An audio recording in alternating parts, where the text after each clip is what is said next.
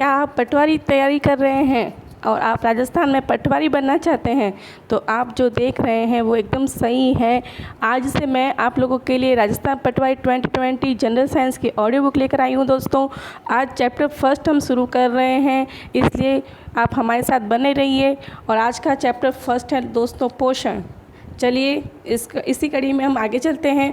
संतुलित भोजन क्या है दोस्तों? तो संतुलित भोजन वह है जिसमें सभी आवश्यक पोषक तत्व उपलब्ध हो तथा किसी भी पोषक की लंबे समय तक कमी या अनुपलब्धता से भोजन असंतुलित होता है। लंबे समय तक जब भोजन में किसी एक या अधिक पोषक तत्व की कमी हो तो उसे कुपोषण भी कहते हैं।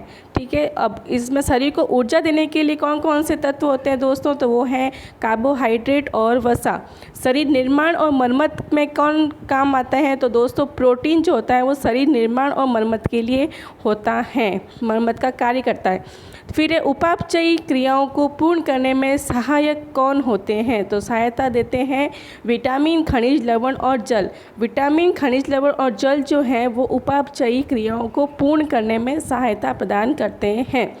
फिर दोस्तों विटामिन तथा खनिज लवण को संरक्षणात्मक खाद्य पदार्थ कहा जाता है। क्या कहा जाता है? संरक्षणात्मक खाद्य पदार्थ, क्योंकि ये शरीर की प्रतिरक्षा तंत्र के लिए आवश्यक होते हैं। दोस्तों पोषण के लिए आवश्यक इन पदार्थों को निम्न भागों में बांटते हैं। तो देखते हैं कौन कौन से भाग होते हैं। ए है हमारा ऊर्जा उत्पादक, दूसरा है निर्माण पदार्थ, तीसरा है उपापचयी नियंत्रण और चौथा है आनुवंशिक पदार्थ। इन चार भागों में पोषण को बांटा जाता है। ठीक है, तो ऊर्जा उत्पादक में सबसे पहले देखेंगे इनके ऑक्सीकरण से जैव क्रियाओं के लिए ऊर्जा प्राप्त होती है, जैसे कार्बोहाइड्रेट और वसा। ठीक है, निर्माण पदार्थ में शरीर की रचना और मरम्मत के लिए आवश्यक पदार्थ होते हैं, जैसे कि प्रोटीन। तीसरा है हमारा उपापचयी नियंत्रण। नियंत्रक में जैव एवं उपापचय क्रियाओं का नियंत्रण करने वाले, जैसे विटामिन, जल और खनिज लवण। चौथा है हमारा आनुवंशिक पदार्थ। आनुवंशिक लक्षणों की अगली पीढ़ी में ले जाने वाले पदार्थ, जैसे डीएनए और आरएनए। ठीक है, अब हैं भोजन के अवयव। भोजन के अवयव कितने प्रकार के होते हैं दोस्तों? तो एक है कार्बोहाइड्रेट, दूसरा है प्रोटीन, तीसरा है वसा। ये तीन तरह के होते हैं जिन्हें दीर्घ पोषक तत्व कहते हैं या भोजन के अवयव भी कहा जाता है। ठीक है, और फिर है सूक्ष्म पोषक तत्व।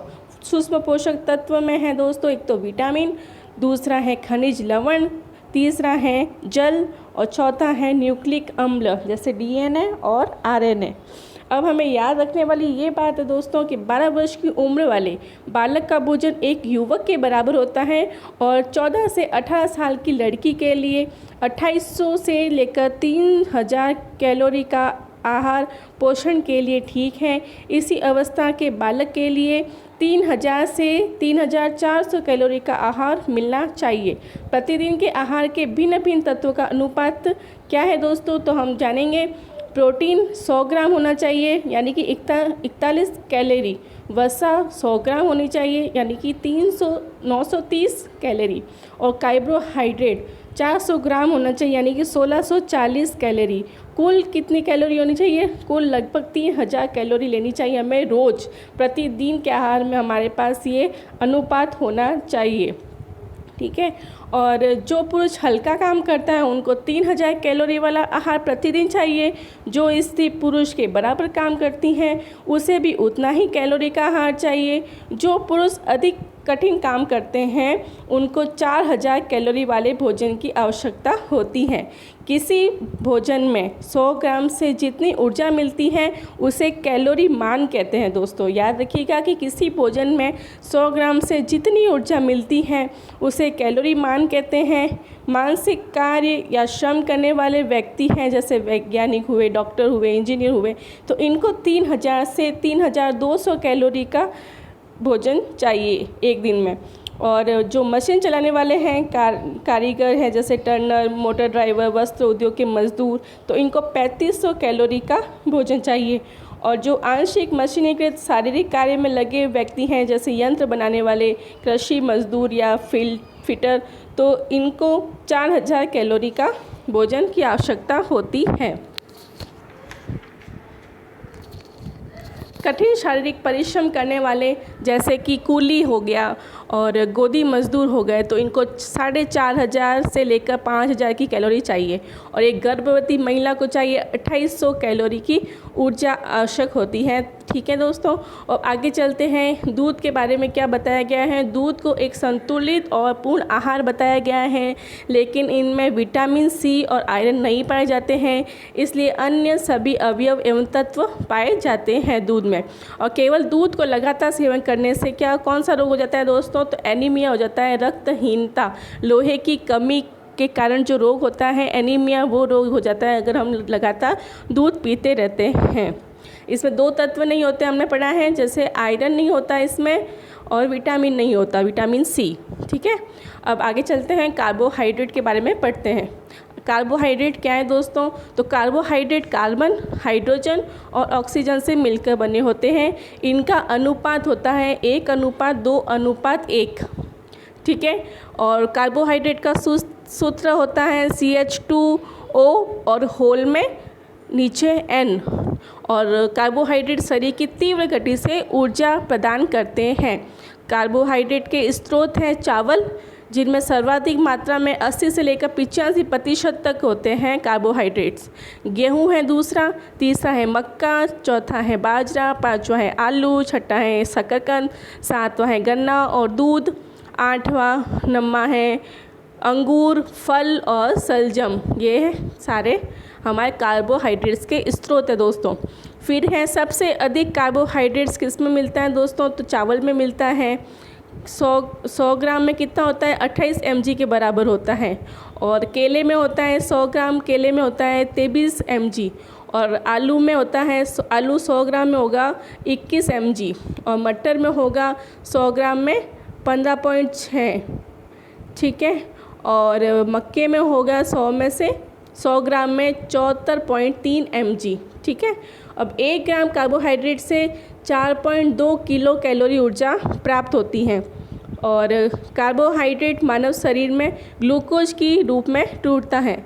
शर्करा या ग्लूकोज को यकृत या लीवर ग्लाइकोजन में बदल देता है।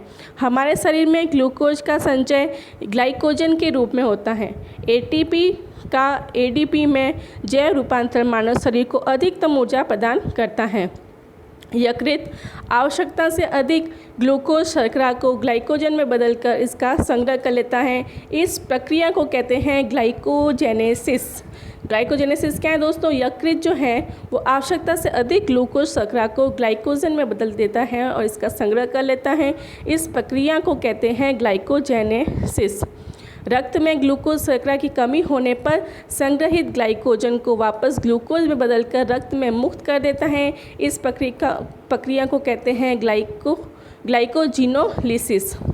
एक तो दोस्तों है ग्लाइकोजेनेसिस और एक है ग्लाइकोजिनोलिसिस, तो दोनों में अंतर है दोस्तों। यकृत जो है वो आवश्यकता से अधिक ग्लूकोज शर्करा को ग्लाइकोजन में बदलकर इसका संग्रह कर लेता है। इस प्रक्रिया को कहते हैं ग्लाइकोजेनेसिस। और जो रक्त है, रक्त में ग्लूकोज शर्करा की कमी होने पर संग्रहित ग्लाइकोजन को वापस ग्लूकोज में बदलकर रक्त में मुक्त कर देता है। इस क्रिया को कहते हैं ग्लाइकोजिनोलिसिस। ठीक है, अब आगे चलते हैं। आगे है मोनोसैकेराइड शर्करा, जिसका सूत्र है दोस्तों C6H12O6। ये क्या करती हैं? यह साधारण शर्करा होती है, यह जल में विलय होती है, यह शहद और फल से प्राप्त होती है। दूसरी शर्करा है दोस्तों ट्रायोस, जो ग्लिसरेल्डिहाइड होती है।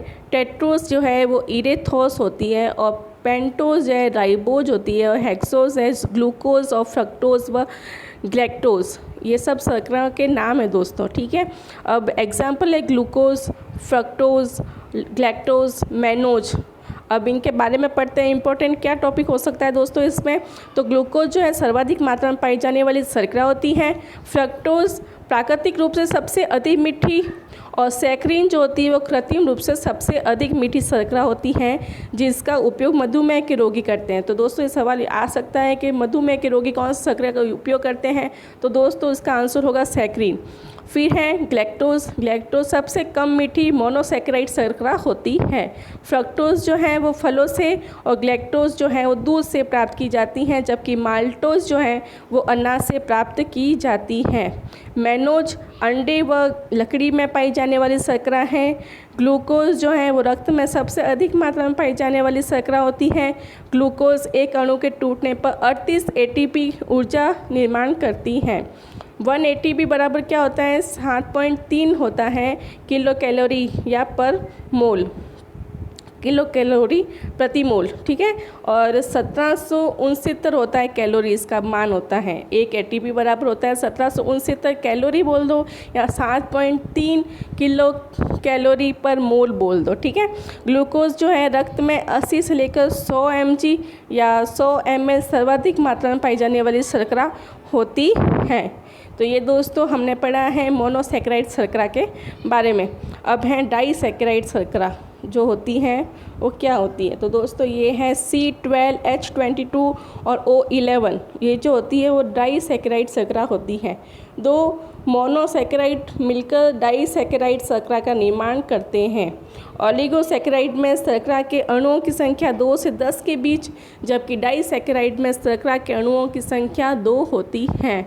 एग्जाम्पल क्या है दोस्तों, तो माल्टोज में होता है ग्लूकोज प्लस ग्लूकोज मिलकर क्या बनाते हैं, माल्टोज, और ग्लूकोज प्लस गैलेक्टोज मिलकर बनाते हैं लैक्टोज, और ग्लूकोज प्लस फ्रक्टोज मिलकर बनाते हैं सुक्रोज।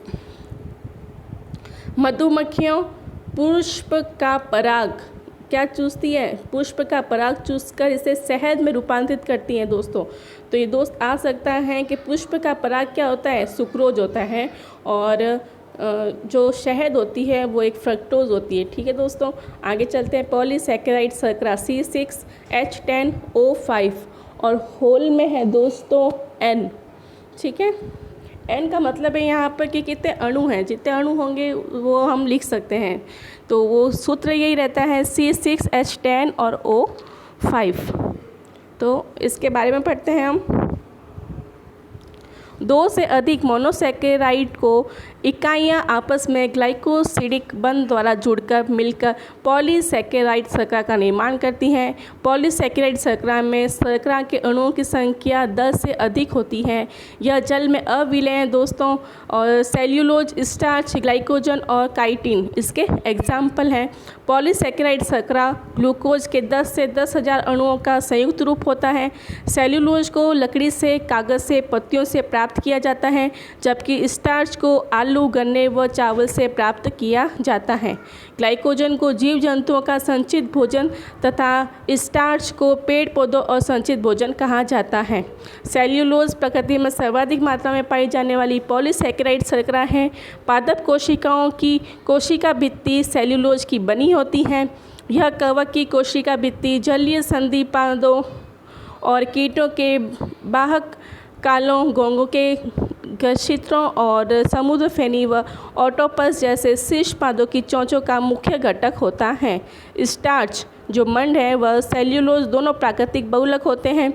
स्टार्च में आयोडीन डालने पर उसका रंग लाल या उसका रंग नीला पड़ जाता है, जबकि सेल्यूलोज इस रंग को रंग प्रदान करते हैं।